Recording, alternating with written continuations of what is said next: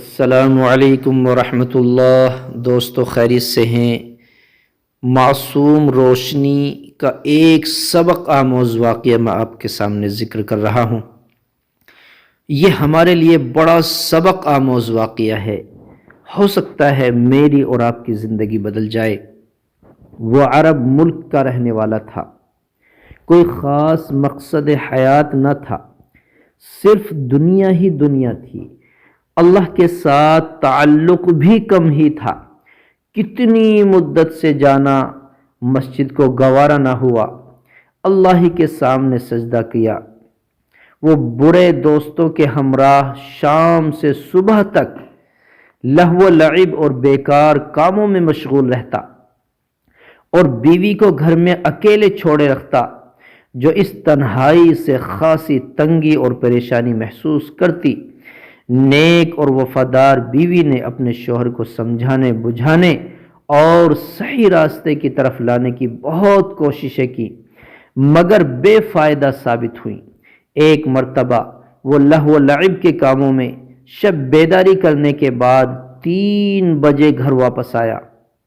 دیکھا اس کی بیوی اور چھوٹی بچی دونوں گہری نیند میں سو رہے ہیں۔ نیند اس سے کوسوں دور تھی۔ وہ انہیں بستر پر ہی چھوڑ کر دوسرے کمرے میں گیا اور فلموں اور بے حیائی کے کاموں میں مصروف ہو گیا۔ اچانک اس کا دروازہ کھلا اور 5 سالہ بیٹی باپ کے سامنے تھی۔ بیٹی نے باپ کی طرف انتہائی تعجب کے ساتھ حقارت آمیز نظروں سے دیکھا اور بولی، یا بابا عیب علیک اتق اللہ۔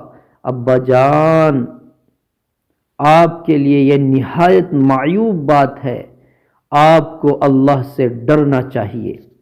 یہ جملہ بچی نے 3 بار دہرایا، پھر دروازہ بند کر کے چلی گئی۔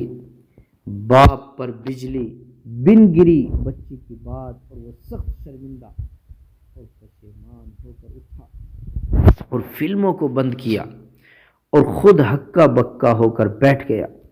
بچی کا جملہ اس کے دماغ میں گردش کر رہا تھا۔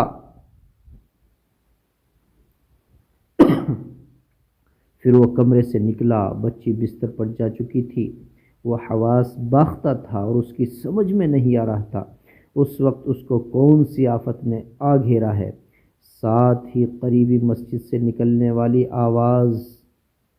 اذان کی آواز اس کے کانوں میں ٹکرائی، جو ڈراؤنی رات کے سکوت کو توڑ رہی تھی۔ وہ جلدی سے اٹھا اور غیر ارادی طور پر وضو کیا اور مسجد جا پہنچا۔ اسے نماز پڑھنے کی خواہش نہ تھی، بلکہ وہ اپنی بے چینی سے نمٹنے کی کوشش کر رہا تھا۔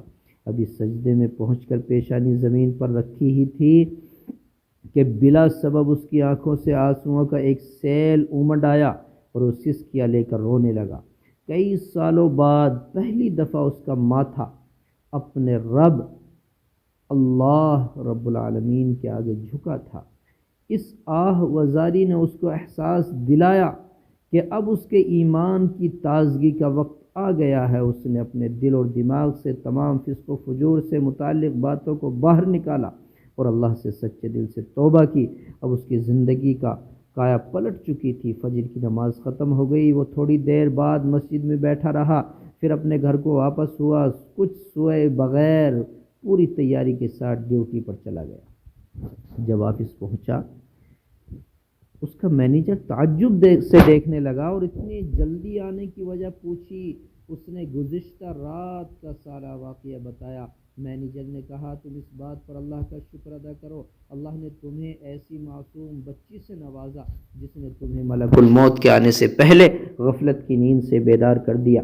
ڈیوٹی ختم کرنے کے بعد وہ جلدی گھر کو روانہ ہوا تاکہ اپنی بیٹی سے مل سکے، جو اس کی ہدایت کا سبب بنی۔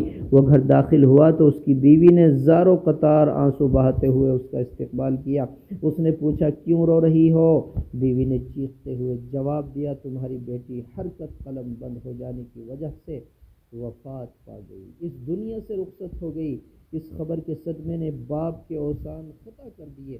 وہ خود پر قابو نہ پا سکا اور چیخ و پکار کر رونے لگا۔ تھوڑی دیر بعد جب قدر اطمینان ہوا، اس کو سمجھ میں بات آئی کہ جو کچھ بھی ہوا ہے اللہ کی طرف سے ابتلاء اور آزمائش ہے، اللہ تعالیٰ اس کا امتحان لینا چاہتا ہے۔ اس نے دوست کو فون کر کے بلایا، بچی کو غسل دیا، عزیز و اقارب جنازہ پڑھ کر دفن کرنے گئے تو اس نے اپنے ہاتھوں سے بچی کو قبر میں اتارا اور اس کی آنکھیں اشکبار تھیں۔ وہ بولا، میں اپنی بیٹی کو نہیں بلکہ روشنی کو دفن کر رہا ہوں، جس نے میری زندگی کی اندھیری رات کو روشنی میں بدل دیا۔ میں اس روشنی کو دفن کر رہا ہوں جس کی شعاعوں نے میری زندگی کا سایہ پلٹ دی اور جو مجھے فسق و فجور کی تاریکیوں سے نکال کر ایمان اور عمل کی دنیا میں لے آئی۔ اللہ تعالی ہمیں بھی صحیح سمجھ کے عمل کی توفیق بخش دے۔